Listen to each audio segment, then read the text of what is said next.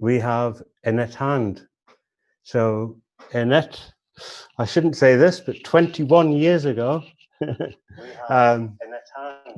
So, oh, excuse me, I'm having a. I shouldn't say this, but 20. I'm having a. She was around when a lady came in for an apomorphine challenge, and from then on, she developed her interest in Parkinson's. Soon got a post as a research nurse before becoming a nurse specialist. And like I say, that was over 21 years ago. Patsy joins us, Patsy Cotton. Again, with over 20 years experience in the Parkinson's condition. She's known across in the Parkinson service in Greater Manchester with her consultant neurologist colleague. And that's basically ignited her passion to stay in this line of nursing. So please feel free to keep any comments or questions coming in.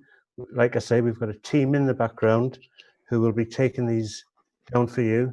And if we get the chance, we will be answering as many questions as possible.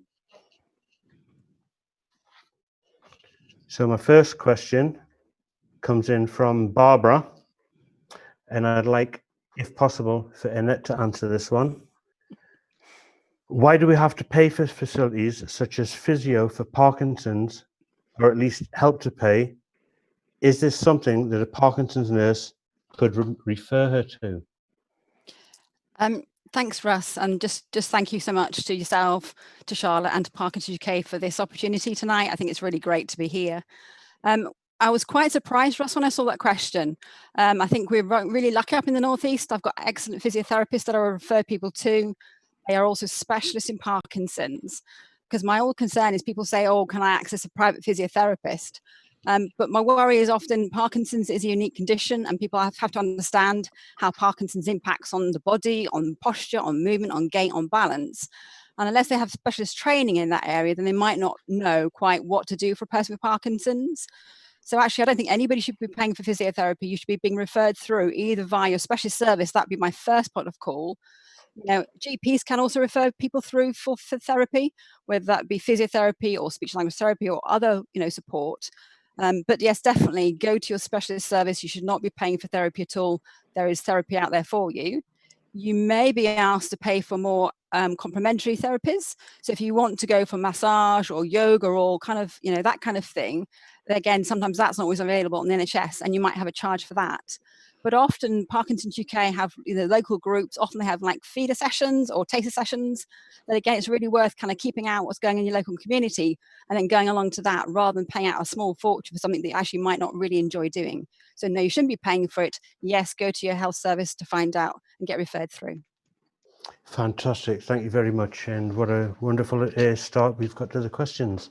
I would also like to say that during these tough times of lockdown and not being able to get out and about as we normally would, Parkinson's UK is really, really struggling to keep the flow of donations coming in.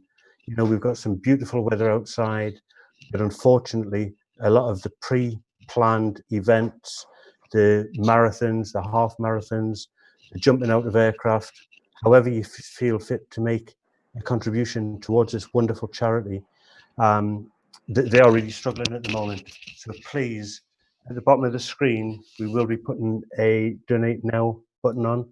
Please encourage people to donate whatever they can. Who can I pick on next? No eye contact. Alison, I've got a question that's come in from John Rayner. Where are we? Sorry, it's by Emma Howard. What is the best diet for people with Parkinson's to avoid constipation? Ooh, interesting and slightly challenging question in some respects. Before I start answering, I just want to echo what Annette said at the beginning of her question time just then. It's a valuable opportunity for us to work with all you guys who set this up today, but also with people who are probably feeling quite isolated and without, you know, perhaps the usual contact or support they might have. So it's a great opportunity to link with people, and thank you. Constipation, I think it's, unfortunately, it is quite a common symptom in those who experience Parkinson's. So you're getting into good habits at a very early stage if you possibly can. Fluid intake is invaluable. Keeping your fluid levels higher than you think you should is a good way of approaching that. By fluid intake, we're talking about water and good refreshing drinks such as that. From a diet perspective, a good variety of foods across the diet, plenty of vegetables, fresh fruit, fresh vegetables, fibre in your diet. So we all know fibre is things such as some cereals and pulses and vegetables and things like that. Everybody's digestive system is different, so it's knowing your own system, which fruits, vegetables, diet meets your needs, individual needs the most. Some people find that pears are very helpful, some people find prunes are very helpful, some people find bananas are complete opposite to that. You need to start to understand your own dietary system a little bit. Some people find adding flax seeds to their cereal or fruit salad or something like that can be very helpful. So supplements, natural supplements like that. And the other thing about diet is as well, it's a different topic to constipation, but it's about the timing of medication. So very much seeing in practice that avoiding taking your tablets very soon after a meal, particularly containing protein, can make your levodopa, your Madapar or Sinemet particularly more effective. We advocate people taking it before meals and not for 2 to 3 hours after a meal if possible. Fantastic. Thank you so much for that. There's a lot of detail to take in, and you correctly say everyone is different. So what's right for one person may not be right for the next person. And that also leads on to an observation that a lot of people have been making from the Facebook page, where there's been a lot of talk amongst the people who are participating with regard to medication. Now, I know it's very difficult to, you know, to monitor every single question or every single conversation that happens in there. But thanks to Catherine Crawford for listening to us when we raised this issue, because we were quite worried that a lot of people, you know, people with Parkinson's are actually trying to become the doctor for somebody else. And quite often they haven't actually seen or met that other person. So it's very important to put that point across that everyone's different, and what's being given to one person may not necessarily be right to give to the next person. Yeah, absolutely true. Thank you, Russ. Mm-hmm. Right. See who can answer this one. It's not in any particular order, so if I'm not picking on you, right.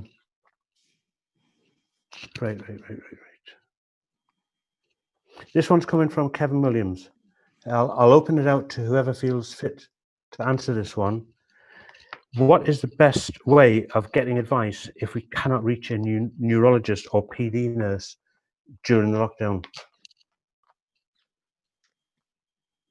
I'll chip in first, shall I, seeing as I haven't muted my mic. I think the first thing is, I would like to think that anybody who, the Parkinson's nurse hasn't been available during this period of time, and you would usually have access to their answer phone message or their email, would have an out of office reply on directing you to an appropriate person.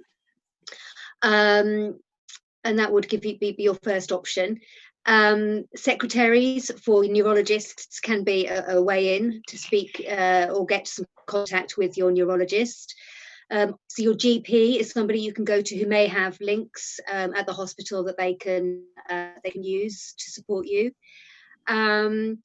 It may be that it's a problem for another or an issue that could be supported with another allied professional. If it was exercise related or balance related and you've had recent contact with a physio, it's relevant to them. But outside of that, we would really, I do encourage people to keep contact with the Parkinson's UK helpline, because they have obviously qualified nurses who can give some very general and very important support and information to people at this time.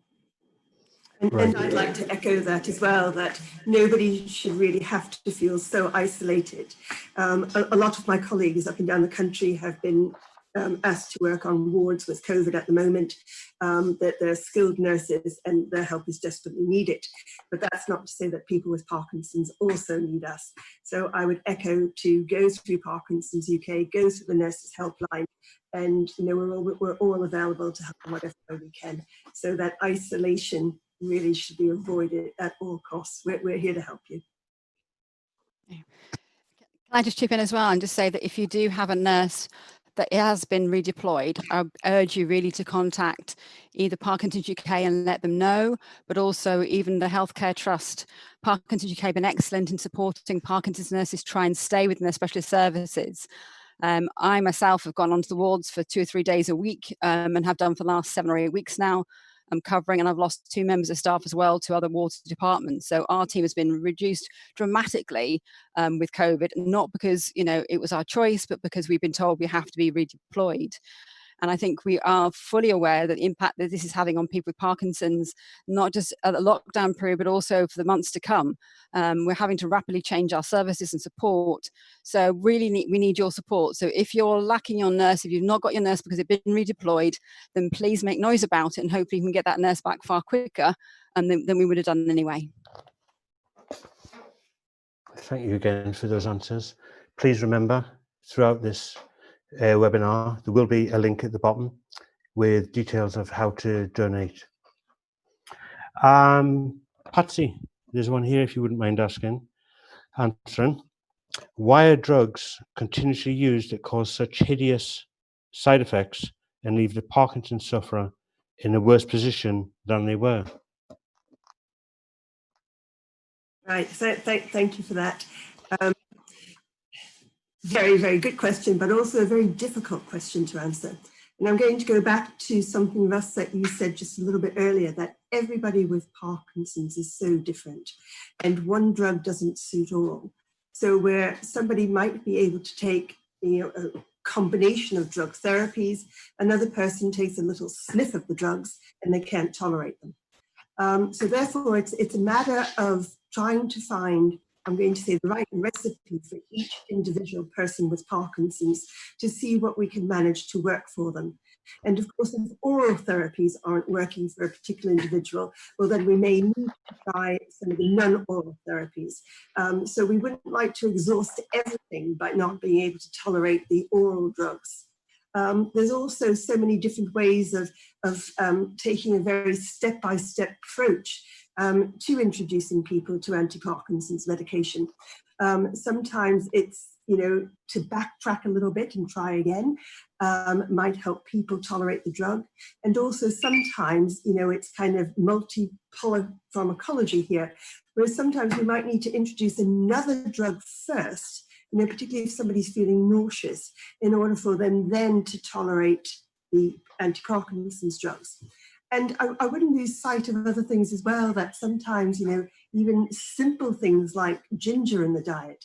Ginger is great for combating nausea. It helps the digestive tract. So sometimes even some of the conservative treatments might help.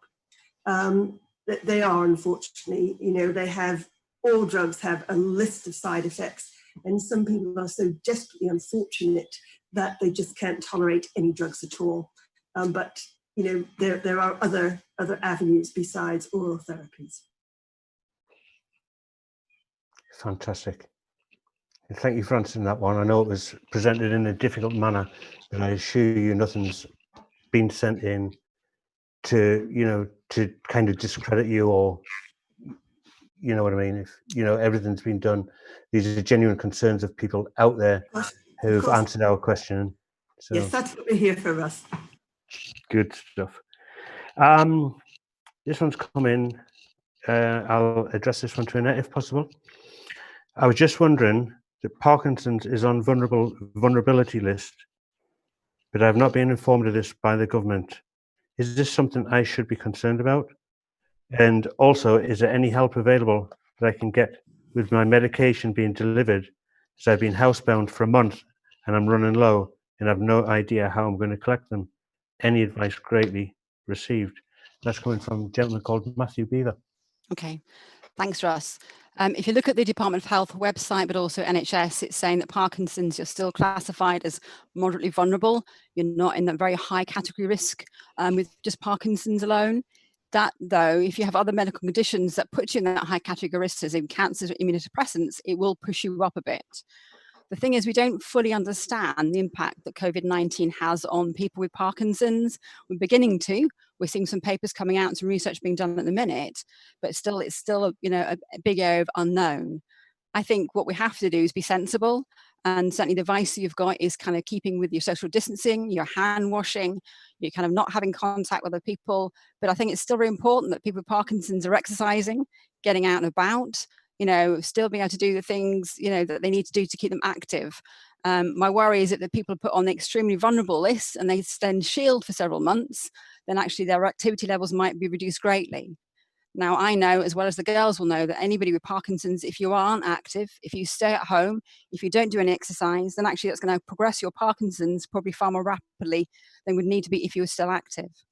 In terms of medication, Russ, I think lots of the GPs are now, so certainly when you order your repeat prescription, often they're now putting links in to have your medication delivered. Again, there are local pharmacists who can do that for you. If you're struggling, certainly contact Parkinson's UK, and the local advisors will be able to help you, direct you to a local chemist or pharmacist that is offering that service. That's always one way to go if you haven't got any friends or family that could deliver it for you. So there are always, I said, local services that can do that, either via your GP then directly because they might advise somebody, or again via Parkinson's UK because their local advisors will know of chemists that are delivering medications and will work out a way to support you in that process. And could I just mention as well, there's also the NHS volunteer responders who your GP practice or any healthcare professional can link you in with. And I understand that they're more likely to help in whatever way they possibly can from a distance. And if I jump onto, please don't hesitate to give us a ring, even if it's a helpline, because we're doing quite a lot of training, trying to help people hunt down supplies or shopping or whatever it might be. So we'll do our best to get you hooked up and sorted. We really will. Sorry, Russ. That's fine. That's fine. There was a question came in from a gentleman called Gary Lee, live on the YouTube, saying that GPs always refer to neurologist or PD nurse, but neither are currently available.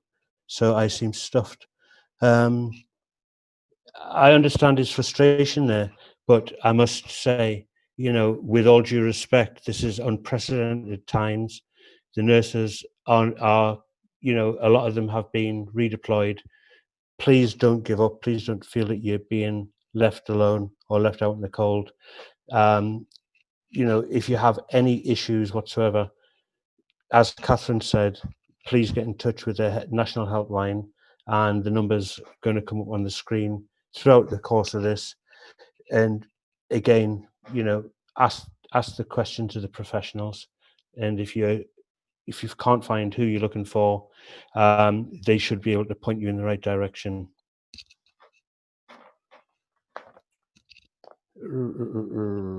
Right. Sorry, guys, I'm just thinking out loud here. Online shopping. It would be really nice if we could have guaranteed slots like the Shielding Group. So that's not really a question, that's just a statement. My husband has fallen twice in shutdown, and now I have to take him to orthopedics tomorrow. Right now, he can't dress himself or get in and out of bed. He's on his own, or she feels that she's on her own. So, we all empathize with you there. And don't forget that the NHS is working very hard on the front line, but the rest of the services are starting to come back online. So ring your hospital and ask before you go to visit. Don't just turn up because the service that you need may not be available at that particular time, but they will be able to help you and point you in the right direction of where you will be able to get some information or where you'll be able to get seen. Right. I've suffered with depression and mental health in the past before accepting my diagnosis. Where is the best place to speak to someone who can understand? And I address that one to anyone who's willing to take that one. Okay, then Russ, let's take it to me then. Unfortunately, when people are first diagnosed, many people have low mood, anxiety, and changes even in apathy and personality. And often these things have been going on for months and people don't realize what's going on. I've certainly seen a number of people being misdiagnosed, being told they've got depression and actually been part of Parkinson's. But I think it's really important that you actually access a specialist service, first of all. That's part of what the NICE guidelines say that everybody, should be. So GPs, if they're picking up any kind of evidence of Parkinson's, they should be referring you through to a specialist service that understands your needs, all right, and is able to look and assess you, and not just look at the functional bits or the tremor or how you're moving, but also look at how your mood is and how you're feeling and how if you've got any problems with anxieties. We're really lucky, I think, that we've got the fantastic support from Parkinson's UK in terms of local support groups, and again, that's not just, the old support groups in the past where, you had large groups of people coming together, nobody was worried about what people would look like. There's so many opportunities these days, from being able to have drop-in cafes to having groups and activities and exercises, and it's not about going and comparing your symptoms, it's about going out and being with people and not necessarily talk about your Parkinson's, but at least being there with some people who will understand if you're not having such a great day, and then you don't feel so bad, you don't feel so conscious yourself about doing that. In the NHS, in terms of looking at, managing, coping with stress and anxiety, we're quite limited. In the past, we used to have psychologists we could refer through to, and GPs were able to do that as well. Unfortunately, now there's a lot of the base services that are more centralized. So, you've got the IAP service, the local therapy services that we can refer into, and there is certainly a good first port of call. So again, you can self-refer into these services yourself. Usually the local telephone numbers, you can just look them up online. You can talk to an advisor there and they can help you, signpost you. But again, I would really urge anybody, if they've got problems or concerns or they feel about their mood, then really please go and see your Parkinson's nurse. I would hope that, with somebody can spend some time with you, understand what's going on, work out what the issues are around this, because it's just so many aspects that could be relating to your mood or anxiety levels that we can help support you with and signpost you with. There's never one quick answer. It's not about saying, oh, yes, you need to go on medication or antidepressants. That's not what this is about. That's certainly, a long way down the line. But I think even helping you come to terms with Parkinson's, having that words told to you, especially, at any stage in life, but particularly we feel it for people who are younger or at work still or have families that they're trying to deal with, and hearing that terms, you've got Parkinson's itself, we know that's going to have a massive impact on your mental health status. But all I'm saying is there is support out there. You are not alone.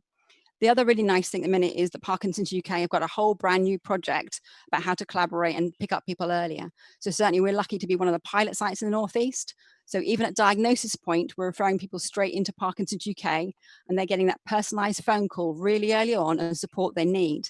Because again, it's really difficult. Everybody's different. We in the team and service see several, people each day who are brand newly diagnosed, and everybody's got different needs. But actually being directed to a service with the right support, right information at the right time for you is vital. And knowing that you're not alone, Russ, knowing that there are people out there who understand, who care, and who are there for you when you need it. Thanks, Annette. To just add to that, and thank you for that overview. I would like to say, that mental health ties in very much with your physical health as well. And to everybody out there at the moment, particularly in this very, very difficult time, just kind of think and consider the practical things that one can do. Looking at how you spend your time, could you use it a little bit better? What choices could you actually mean regarding your own health? And simple things like, we have a beautiful sunny evening here where I'm living, and it looks similar around the country here. But, that natural sunlight, that feel-good factor, and also during this lockdown time as well, just looking at maybe perhaps your diet, there's some fantastic foods out there, mood foods that just help elevate that mood, keeping yourself well hydrated, and also things like, just keeping an eye on the alcohol content maybe people are consuming, particularly in lockdown when you're not able to get out that much, and also the smoking side effects, just things that you might kind of be gripping at more than you normally would do. And the other thing that's so important with that mental health side of things is that good quality sleep. If we're not as active as we normally are, then perhaps you're not sleeping as well, you're waking up early in the morning, and all the things that might be kind of hitting you, that's going around your mind with regards to depression and early in the morning. And as Annette was saying, just to seek that advice. And I have to add here as well that with all my people with Parkinson's, please, medication on time. We know this dopamine has a big impact on your mental health, your anxiety, your mood. And if you're not getting that continuous dopamine stimulation, you're going to be peaking and troughing. And that's not going to help how you feel mentally and physically. Thank you. Thanks, Patsy. That's very, very good, very important information for everyone. Matt Eagles has asked, are there any PD nurses set up yet to do telemedicine? I'll have a quick chip in there. I think we were just talking about that before the meeting started. I think if we're talking about video consultations and telephone consultations, then yes, there are services that are very much using those facilities. Some are more advanced in using those than others. So it's about knowing what's going on in your local area, because I think across the nations, really, we're still not really seeing people face to face in our clinic consultations. I mean, I work in Southwest London, and we are seeing, and I support a lot of patients who've gone through the deep brain stimulation, Russ, that you mentioned you had, and some of the patients who are perhaps early in their time with it, we are seeing those urgent patients face to face under very strict restrictions with masks, and they're wearing masks, etc. So we are starting to see some very urgent cases, or what we feel and the patient is willing to do is feel is urgent face to face. But other than that, I'm personally making a lot of use of video consultations. I know Annette is doing very similar. We've had some national Parkinson's nurse support group meetings during lockdown, and I know colleagues from other parts of England, from Scotland and from Wales, etc., who are also using those facilities. So nationally, I think there's a big move towards that, and I think it will carry on in some circumstances post this COVID pandemic. Yeah, I totally agree with you, Alison. I found it really valuable, actually, having the attend anywhere that we've got, and we've been using that now for about 7-8 weeks. And that's purely because that's what our trust is signed up for. So we are restricted in what our organisations will use. We don't have the joy facility of picking and choosing what we want to have. We have to, use the package that the organisations have. And we were saying before, it's even having the equipment to be able to do that, having the cameras, having the microphones, having the computer set up, and even having the broadband, the internet speed, because sometimes you can be in hospital places where you just don't have that available to you.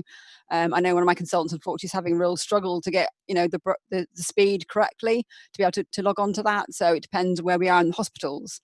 But I cover the whole of Northumberland and North Tyneside. It's a massive geographical area. And, people can use this with either a laptop or a phone or, their own computer. We send them a link. There's an information there, and it's secure through the NHS. And it's fantastic. So as part of my job, I'm involved in diagnosis. So people see from the very beginning. And actually, I've been able to see so many people over the last few weeks, probably far more quickly than I would have done if we had to come to clinic. It doesn't replace face-to-face. It doesn't replace that personal contact. But actually, at the current time, people are really grateful that that's available. And certainly for myself, certainly with a diagnosis point of view, it's being able to see somebody and actually look at them, because even seeing a letter or talking to them over the phone, sometimes you're just not quite sure.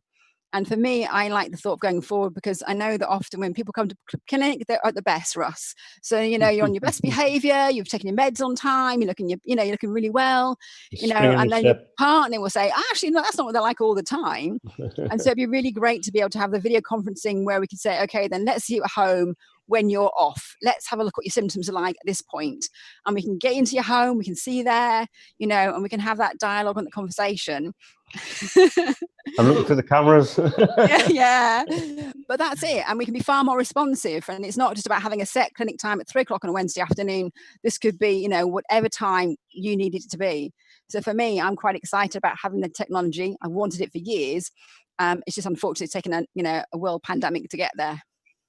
I think the other thing is as well, oh, sorry, Patsy, I was just quickly going to say is, I mean, I spoke to somebody today, a patient of one of my colleagues who has been redeployed and not working in our service at the moment. And if I'd had that consultation over the phone, because I didn't know this person, it wouldn't have been anywhere near as valuable as the one via video. I would have probably had quite a different opinion of the scenario if I hadn't seen them face to face. So I'm really a big advocate for the video consultation, certainly at the moment. And I'd like to say as well that I think going forward, I really would like to hear what people with Parkinson's would prefer. It would be really nice that, you know, we could offer people what they would particularly like. You know, it might be that, you know, we can, you know, extend these kind of services into the evening so that our people with Parkinson's who are working don't have to take time off work. And also, you know, carers or sponsors who are coming with them, they don't have to take time off work either. So I think that, you know, unfortunately, this pandemic's hit us, but there's always kind of something positive that perhaps comes out of a crisis. And I hope that this will really take us moving forward. So love your views. Thank you. I think the other way this has gotten a really good point from it is potentially into looking at care homes, because the amount of times people come into clinic from a care home placement that they come with somebody who doesn't know them, doesn't bring the medication with them, doesn't understand what they're like, you know, and you feel it's a really, you know, unfortunate waste of a clinic space for them, and they just don't get the most out of it. Whereas if we actually could go into the home, you know, unfortunately, you know, in Northumbria, we cover like 98 different homes. There's just no way, you know, we can actually drive to each home to see people. But actually, you know, most of the homes now have tablets or have computers. So actually, we could have a lovely consultation with somebody who knows them best or the family member sitting there in their own environment. You know, that'd be far more meaningful than dragging somebody into clinic that could take them an hour or so to get to, that, you know, with somebody that they don't know. So for us, you know, we are exploring as well those vulnerable groups, those hard to reach groups. And I've also had people who've got conditions like, you know, advanced Parkinson's or multiple system atrophy, when they actually know that it's very stressful to come into clinic. They find it's difficult to get into a car even. They have problems with the movement and mobility. And actually being able to be offered a video consultation has been such a relief, both for the person themselves, but also for their loved one, thinking, I don't have to stress about getting them into the car. I don't have to stress about trying to get them up at 6 o'clock in the morning to get them ready to come into clinic. You know, we can actually see them, you know, far more appropriately, you know, with these, you know, technologies. So I think, yeah, you're right, Patsy, about offering people choices and options, but I think it's also about allowing us then to have clinic spaces freed up to ensure that if we have difficult conversations with people, we need to spend more time with them, we can do that rather than trying to see everybody face to face, when actually that's not what we need, probably. And actually, Russ, I'm just going to chip in a wee bit on this point too. And just to say, for most of my working life with the charity, I've worked with the charity for 16 years. And you might guess most of my time has been working in Scotland. And when we got the first opportunity for people living with Orkney to connect digitally with the Parkinson services in Glasgow, it was a huge celebration. It saved people 3 days of travel, never mind anything else. So that felt like a big breakthrough. That's quite a long time ago now. But this time feels so different, doesn't it? And it feels like it's both an opportunity and a challenge. And I just want to come right back to Patsy's point. We could say, let's all go digital, but that could be completely the wrong thing for many people. So we're doing some work to listen to people living with Parkinson's around this and see how we can build from this moving forward. And please keep an eye out if there's a chance to contribute to that. But also partnering up with other neurological charities through the neurological alliances to think about this, because I think in all of this our collective voice is going to be bigger than just one charity alone. So keep an eye out on our campaigning work, and I think Russ and others and Charlotte and others will help us support these messages, because it feels like something we can do so much more of and work really well and better with. And Matt, if you don't have to travel to London anymore, the clinics from Chester, that would be a real bonus, I think, wouldn't it? Yeah. Although London's a great place. Thanks very much. And remembering the purpose of tonight is to give you an introduction and also to answer any questions that you have. Keep the questions coming in. We're live on YouTube, on Parkinson's UK's YouTube channel. We have had quite a few questions in advance of this, and please forgive us if we don't have a chance to answer all of your questions tonight. I'm going to take this opportunity just to remind you that this is unprecedented times at the moment. The nurses and a lot of staff aren't running to full capacity due to staff being redeployed for the front line. So that is something that, you know, you need to take into account. If you're unsure, call your hospital or your appointment, your outpatient clinic, for example. Find out if the services are still available or when they're likely to become available. If you have any concerns, leave a voicemail or leave a message. And if you're struggling to get an answer for anything, by all means, phone the Parkinson's UK helpline.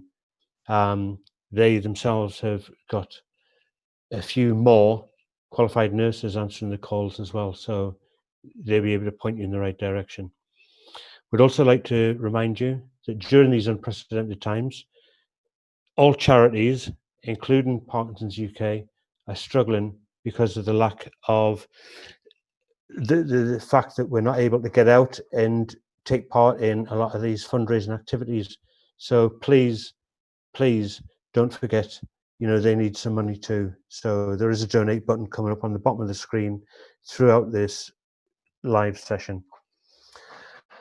I'd like to move on to Annette. If you'd like to tell us all about the USP project that we've been very welcome to be part of. Thanks, Russ. Yeah, so as Russ says, I've been in Parkinson's now for actually over 22 years. So I know I don't look it, I don't look, I could be old enough. But I know that Parkinson's nurses have been around for about the last 30 years now. But actually, we don't have any evidence to show that we are helpful for people with Parkinson's disease. There's lots of evidence out there for other healthcare professionals, but there's nothing out there. And the problem that we have as services is not the fact that we don't want to be a Parkinson's nurse, it's the fact that often healthcare trusts or organisations will not fund a post unless there's the evidence base behind it. And that's what we're trying to achieve with the USP project. So I'm delighted that the project is being funded by Parkinson's UK. It's kind of being led by myself. And I suppose I've got a couple of hats on. So I'm an associate professor at Northumbria University, but I'm also the clinical lead for Nursing Excellence Network, and I'm also a nurse consultant. So I've got it from all different angles to be able to try and pull this together. And it's great having Russ and Charlotte on board to really tell us what it's like and what the important things are. At the current time, there's a survey going out for people with Parkinson's and family members, and I'd really urge everybody to take part in that. So whether you have got a nurse or you haven't, you know, it's really important to understand what your views and opinions are. I think when we first started, the role of the Parkinson nurse was quite standardized, you know, and we work in a very similar way. But these days, there are so many different types and models of Parkinson's nurse. But again, we don't know what's right. We don't know what you want. We don't know what's important to you. We don't know what's the most important aspects of the nurse's role. And what we don't want to do is dilute it so far down that we lose sight of what's really important. So this is your opportunity really to tell us what you want out of a nurse, what's important about them, what skills, what attributes, how they can help support you and your loved ones and your family members. And we'll take that data. As a researcher, I've always been heavily involved with Parkinson's UK and feed that back to Parkinson's UK very timely. And then it can make a real difference to how we look at things and going forward and supporting the nurses' role in the future. There's also the other bit, Russ, that we say that, yes, the role's been around for about the last 30 years. And you've got both Patsy, you know, and myself who've been in over 20 years, you know, and you've actually got quite a lot of nurses who are potentially coming up to retirement age. For me, I think it takes, you know, a number of years to become a specialist in Parkinson's. We've had fantastic support getting in post in the first place by Parkinson's UK. Many of us have been primed. So that means that Parkinson's UK have supported us coming into post, being able to pay for us for the first couple of years. And in that time, we kind of find the evidence and show the trust to how worthwhile we are. And then our salary's been picked up. But the problem is, as nurses leave, there's a risk then that these trusts or organisations, if there's not the evidence there, will not continue with those posts. We won't be able to fill them back up again, all right? Or we won't be able to get more nurses involved. The number of people with Parkinson's is going up. We know that. There's the data out there. So really the number of nurses should be going up as well. But again, it's all about evidence-based medicine these days. And unless we have that evidence, we can't promote or support the role of the nurse or ensure it's the role of the nurse that you as people with Parkinson's and your families really want. So yeah, please take part and please join in. This is your chance and your opportunity really to shape the future of Parkinson's nurse and what we look like, but also help support, you know, what we should be and what we should be doing for you. Thanks, Annette. So you heard it here. You know, the questionnaires that are going around regarding the USP project are for your benefit. So please fill them in. There's two versions, one for people who care for somebody with Parkinson's and one for the Parkinson's sufferer themselves. There's a question coming from Johnny Aitchison. Do the panel know of any evidence-based strategies that help with distraction in Parkinson's? Here's a tough one for you.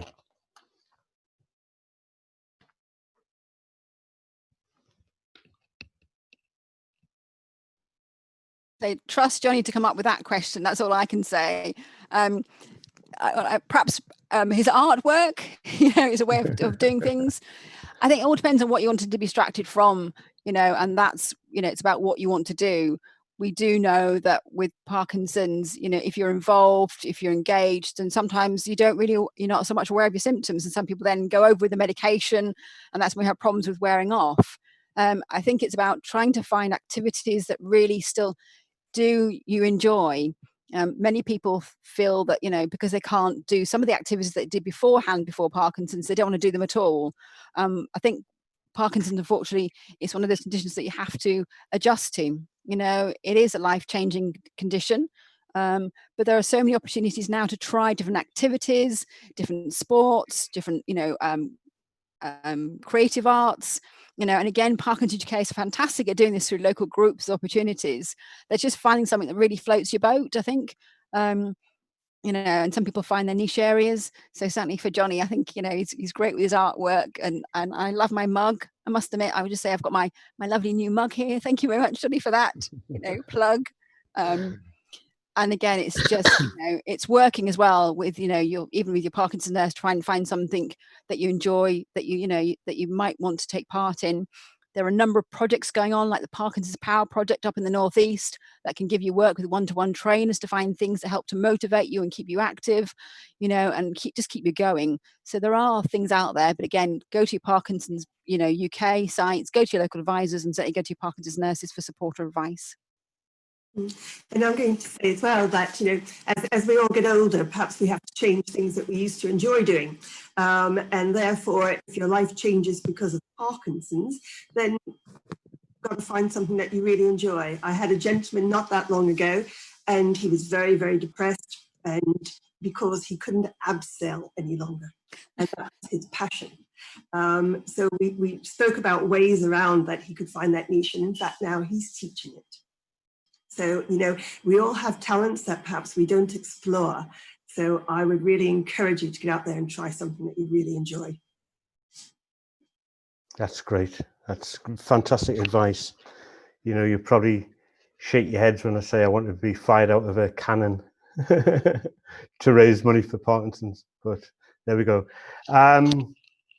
Alison, I noticed that you're sitting all quiet in the corner of my screen. I've got a couple of questions, to be honest, about DBS. If I may address these to you. Sure. I'm just trying to group them together. That's all, because I am aware that we are time conscious here. So Gary said he has DBS last year. It seemed to be getting more. Oh, it's jumped. Just be a second there. I had DBS last year, but seemed to be getting more tremors than normal at the current time, and adjusting my stimulator to cope. Is this normal? And the second question that's come in, just to fire them both at you at the same time, how common is it for patients who've had one particular manufacturer's system fitted, but now they've had the pulse generator changed, but the original leads are still in? Okay, thank you for those questions. I think with regards to the change in the tremor, there's a few factors to think about there, and I think we've touched on a few of them anyway for anybody who's living with Parkinson's disease. So we are in unprecedented times, and people's anxiety levels are changing. We're learning to cope with life in a very different way. We're not as active as we were. Speaking to a lot of people with Parkinson's generally, who are finding that their energy levels are less, that they're finding that they're more their muscles are stiffer, that they're slower, that their balance may not be quite as good because they're not doing the same physical activity that they were. And that, coupled with change in anxiety about where we're at the moment, I think is leading some people to experience a change in their symptoms. So we shouldn't, we need to reflect on where we're at as individuals at this time. As far as the DBS and the tremor is concerned, I think the things to consider are, why has the level of tremor changed? Is it something, as I've just said, or is it that that it's been a gradual change, and this is something that needs to be addressed with the more formal consultation about changing your DBS settings? And that's a conversation to have with your clinicians if you're able to get hold of them, to have that conversation. It could be sometimes, not particularly with tremor, but with DBS patients, sometimes if we start to increase the stimulation too much, people actually get some symptoms which mimic Parkinson's disease, but they're related to the stimulation being a bit too high. So sometimes increasing it isn't the answer. Sometimes it's about adjusting some of the other parameters that your doctor or nurse can do that you cannot do with your patient handheld control at home. So I think the first port of call is to look at yourself as an individual. Are there things that have changed for you in recent weeks? How are you feeling at this current time? Are you well from other perspectives? Are you well hydrated? Are you not constipated? Are you, how have things changed for you? Are you sleeping all right? Are you particularly stressed about something else that's going on in your life at the moment? Those things can all add to that. But go to your clinician would be the first port of call. And on the other question about people who've had a DBS some time ago with one pulse generator, possibly switching to another, it can happen. How common it happens, it's difficult for me to answer. We've only been doing surgery at St George's for about 4 years. We have recently changed 2 people from an older style battery from one manufacturer to another, because some of the newer generation batteries have more adaptations to them, which will help us to manage that person's Parkinson's symptoms with DBS for more years to come. But the leads will remain the same. It would be quite a unique situation where we would change the leads for a different type of lead, because obviously that's much more invasive than making a one change to the battery. The main reasons for changing leads would be if they're felt not to be in a good position or there's been an infection. Otherwise, it would just be changing the battery, which may allow us, as I say, to change some parameters that you couldn't do on some of the older style batteries. Thank you for that. That's very thorough. Again, I'd just like to remind anyone watching that tonight's show is to basically introduce some of the questions to the Parkinson specialist nurses, the team of fantastic people who you may recognize from your own area. And sitting behind the scenes, we've got a tech team helping to deliver this as well. So this is the first, and hopefully these may go on a regular basis where we'll be able to answer a lot more questions in the future. Please forgive us if we don't get around to answering all of your questions, because we've got quite a few coming up on screen from the YouTube link. We've also got some that we've taken over the last few days since sending the questions out. One question that we touched on earlier was assessments being done virtually.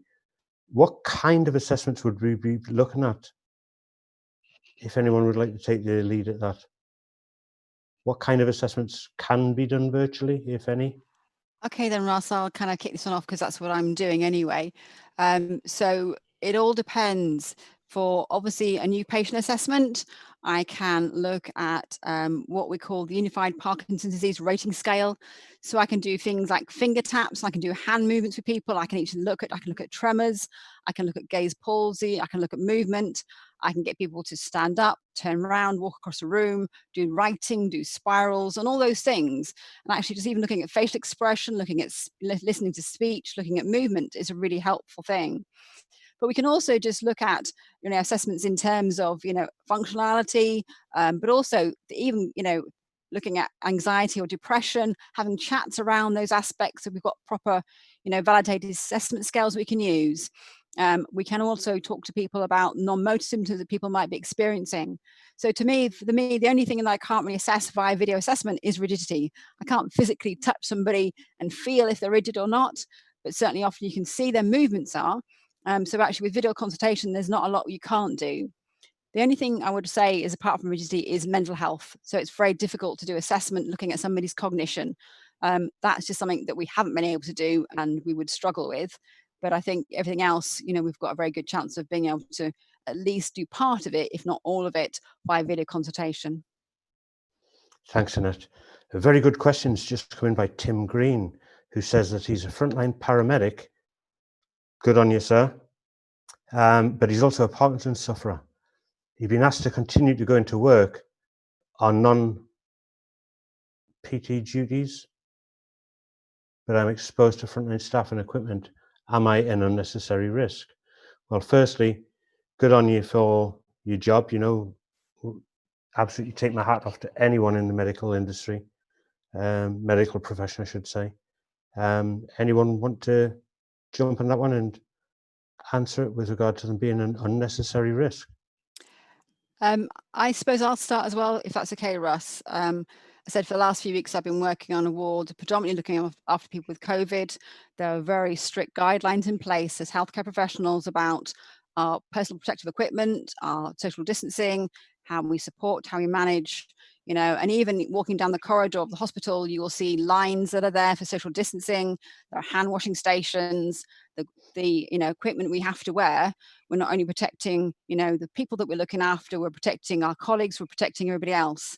And certainly I would not be, wanting to work anywhere, thinking that I've got to come home to my 2 young children, thinking that I could actually then be passing something back on again. So I think, if you're, like I said, I talked about Parkinson's being defined as being moderately vulnerable. If there's another health condition there that makes you think at risk, or there's somebody else at home that's highly vulnerable, then again, that's where we're thinking about shielding and kind of protecting ourselves. I think if you're looking at being non-patient facing, again, we're relying on our colleagues, as we are doing anyway, for socially following those rules and guidance in terms of hand washing equipment, making sure that we're changing, making sure that we, uniforms, and all those kind of things, are we maintaining those safety aspects. And again, it's about, being part of this. It's not going away anytime soon. We're being very careful, I think, certainly within the hospital setting, looking after, people, looking after staff to make sure we're reducing the risks.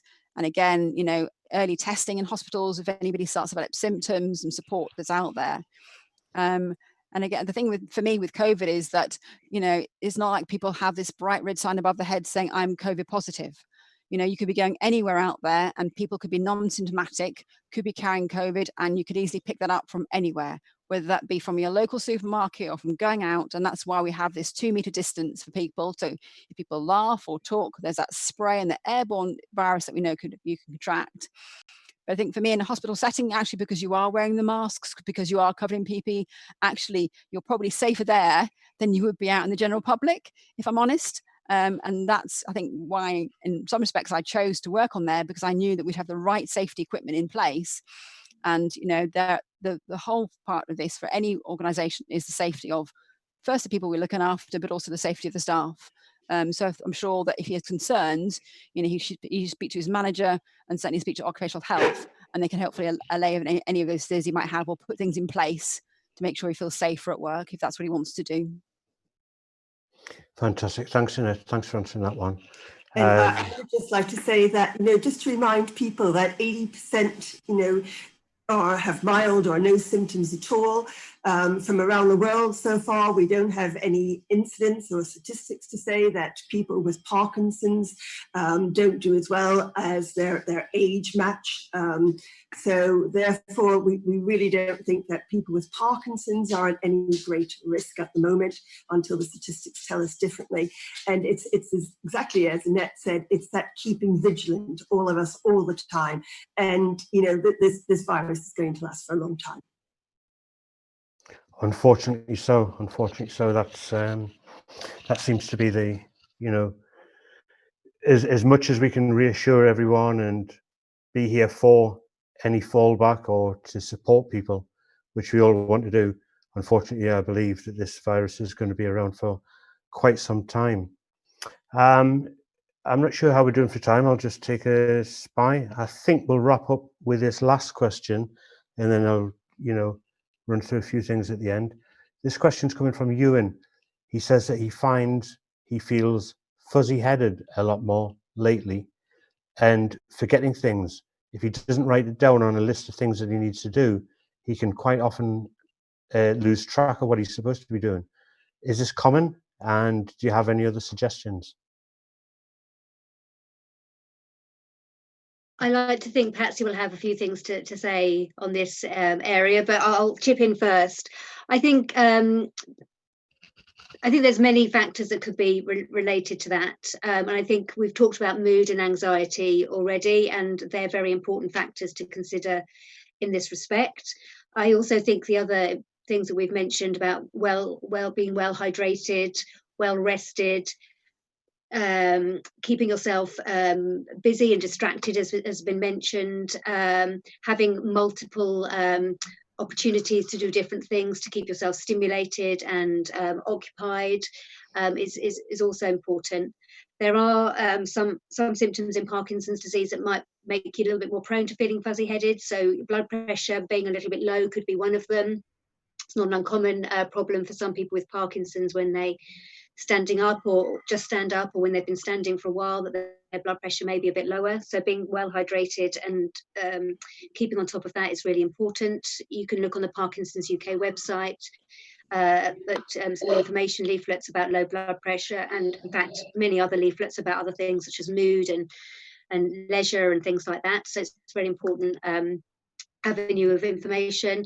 And I think sort of forgetfulness is something that can again come with low mood and with anxiety, or with sort of lack of stimulation at this particular time.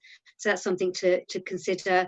Doesn't necessarily mean that you're having changes to your memory. It might just be a particular time and place. But if you are worried about that sort of aspect, it's something to talk to your Parkinson's specialist about, or to your GP, and further support and investigation could be carried out if it was felt appropriate. Echoing, of course, what Alison just said as well. But of course, the other thing is that, a lot of people with Parkinson's at the moment, people are doing their shopping for them. So therefore, their diets might have changed slightly. And therefore, that could impact on the medication. And, again, the meticulous about being, prompted to take your medication, on time or as near to it every time is so important, and again, it's social contact too.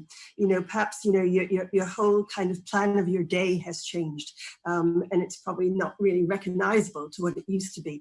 And we don't really realize how much social contact we actually have with people.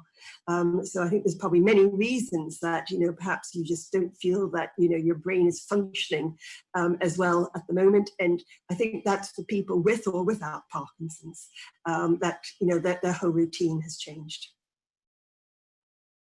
Well, thank you very much, ladies, for answering the questions.